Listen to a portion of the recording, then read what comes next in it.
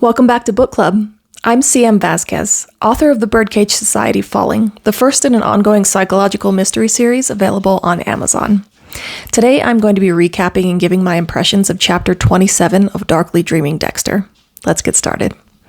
This chapter starts off with part of a flashback, when Harry had asked Dexter if he remembered anything from before, and Dexter had said nothing. But now, images were coming fast, of a tight space and the sound of air flow from a compressor. It wasn't the exact box that Dexter was currently in, but very similar. Dexter closes his eyes, and a full picture with thoughts emerges. He sees his mother inside the container, but only her face that is partly hidden by what Dexter refers to as things. He is young enough in this memory that he refers to her as Mommy. He thinks she's playing hide-and-seek and has hidden herself very well in the floor, like she's made a hole for herself since he can only see part of her head. He wonders why she isn't blinking or moving. She didn't answer when he called for her.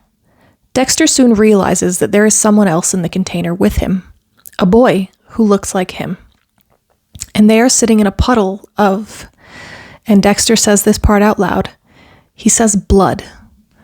The man in the container is happy that Dexter remembered, and says as much, which causes Dexter to open his eyes. But Dexter sees his memory overlaid on top of the present. He could see where he and this man sat, someone who looked like him, someone Dexter knows as well as himself. He says, someone named Biney, and he says Biney out loud. The man says that's what Dexter used to call him, because he had trouble saying Brian. Brian touches Dexter then, patting his hand and saying that it's nice to have a nickname, and then he calls Dexter Little Brother. Dexter sits down abruptly and Brian follows suit. Dexter is dumbfounded and just says, "What?" Brian repeats that they are brothers and then goes into some detail. Brian is a year older than Dexter, and he says their mother was careless in many ways. Brian is adept at computers and dug into her past through some old police files. She was caught up in some pretty nefarious activities selling product for some Colombians, and I think it's safe to say that she crossed a Colombian drug lord.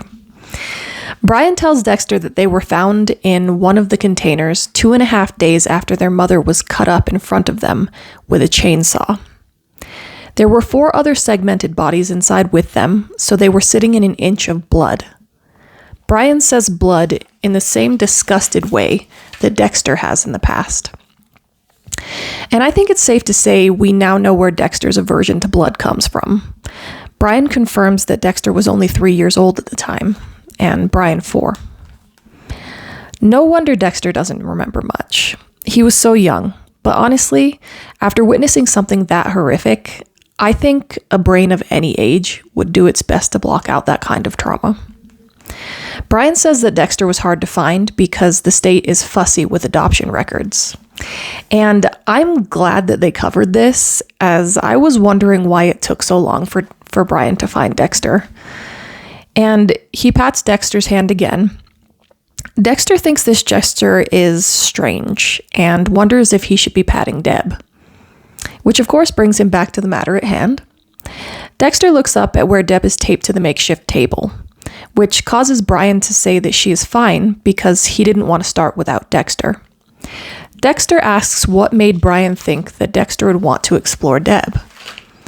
Brian says he didn't know for sure, but thought there was a good chance that Dexter would be like him because of the textbook traumatic event they both experienced that creates monsters like them.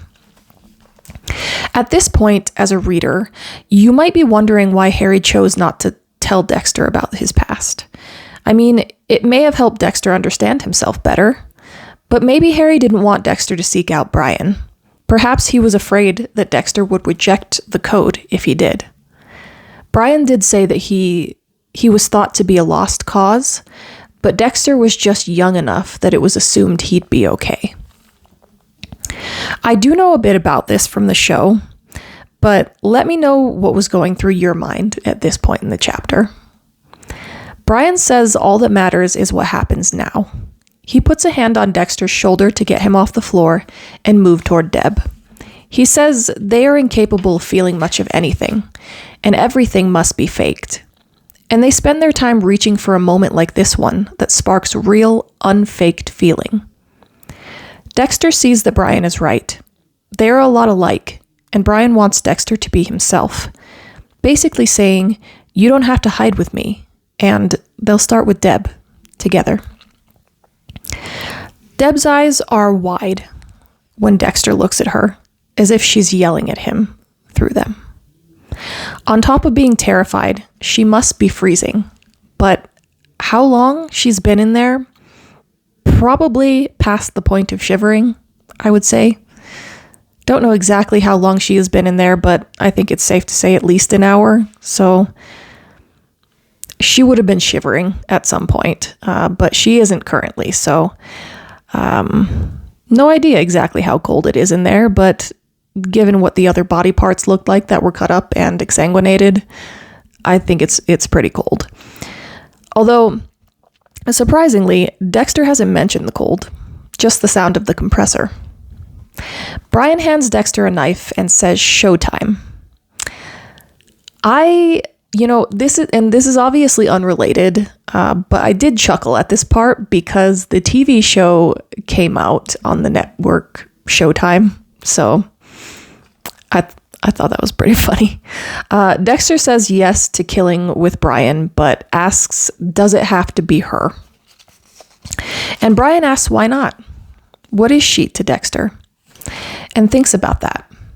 She isn't his real sister, but he is fond of her. And he thinks about what Harry would say. And that isn't difficult because he already said it. Harry said, and quote, "Chop up the bad guys, Dexter. Don't chop up your sister." Dexter is torn because she isn't his real sister, but he has a real brother standing next to him, and for a second thinks that Harry must not have known. But then it occurs to Dexter that of course he did. He must have. Harry had been there. Dexter wonders why Harry had chosen to omit the most important fact about him, and what does he owe Harry now, knowing about this betrayal? Remember when I put the question out there in a previous chapter whether Dexter would keep his foster father on a pedestal or if that would change?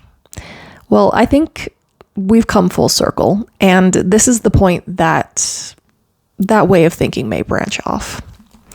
He thought about whether he owed Deb anything and refers to her as a squirming animal.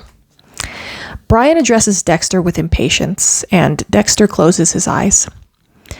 With them closed, he sees his mother, head on the floor, unblinking. And then Deb, with his eyes opened. She's staring at him in much the same way his mother was. And when Dexter takes the knife that Brian had offered, the door to the container opens behind them. It's LaGuerta, who says she knew Dexter would try this, and that she should shoot all three of them. And it was at this moment that I realized I truly hate LaGuerta. Why in the world would she think about shooting Deb? The other two make perfect sense, but Deb? Does LaGuerta hate her that much she's willing to murder her? LaGuerta really isn't any better than Dexter or Brian. She's just a different kind of monster. When LaGuerta points her gun at Dexter, Brian lunges at her. She manages to shoot Brian, but when he stumbles, he shoves the knife into LaGuerta's midsection, and they both fall to the floor, unmoving. Dexter backpedals away from LaGuerta and Brian's mingled blood on the floor, and after bumping into Deb, he removes the tape from her mouth.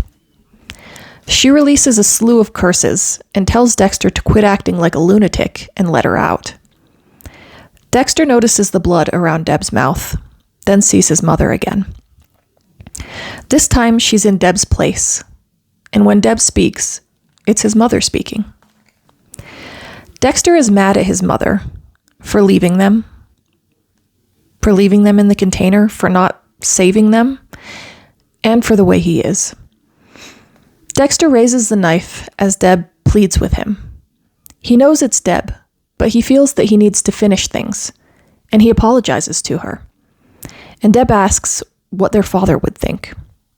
Dexter admits that that question hurts, but he raises the knife up more and is about to bring it down when LaGuerta comes up behind him. Deb screams for him to watch out. LaGuerta strains to raise her gun, and it seemed like everything was happening in slow motion. But as LaGuerta slowly lifted her weapon, the knife in Dexter's hand was still descending toward Deb, and Dexter was still seeing both his mother and Deb at the same time. Deb is screaming Dexter's name, but it's Harry's voice inside Dexter's head that stops the knife. The voice says, "You're a good kid, Dex. Choose what or who you kill. There are plenty of people who deserve it." And in that moment, he saw Harry in Deb's eyes, the same deep blue. Behind Dexter, Brian has stabbed LaGuerta again, and with a wicked smile on his face, asks if they should clean up.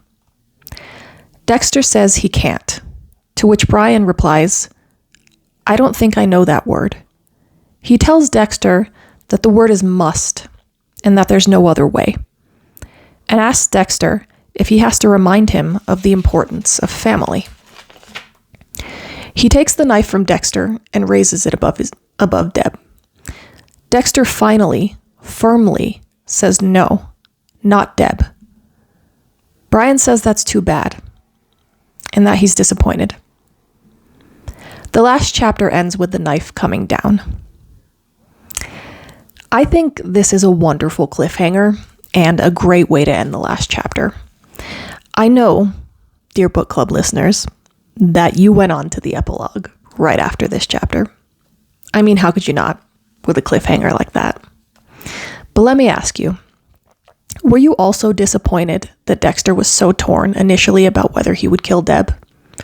I wanted it to be an adamant no, that he wouldn't kill Deb right from the beginning, and that it would remain that way. But I get his turmoil at the same time. He discovered a blood-related brother who was like him. He understands Dexter far better than anyone could. And then there's Deb, little sister, the one who loves him, daughter of the man Dexter admires, who taught him how to live successfully as himself, because his foster father loved Dexter too. But that's a sentiment that Brian is incapable of giving him. So let me ask one more question before I leave you. At the end of this chapter, before you moved on to the epilogue, did you yell at the pages? Did you scream for Dexter to stop Brian? Or did you resign yourself to Deb's fate, come what may?